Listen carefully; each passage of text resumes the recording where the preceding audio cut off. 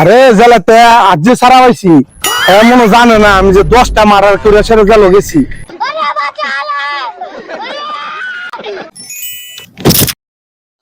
না কিরে তুই আমার শরীরে লাগে ধাক্কা লাগলি কেন? রফিক জেলাতে কবে ছাড়া পাইছো? আরে জেলাতে আজ যে সারা হয়েছি এমন জানে না আমি যে 10টা মারার করে সেরে গেল গেছি। আজকে মনে হয় আরেকটা মারার করতে হইব। আসসালামু আলাইকুম স্যার।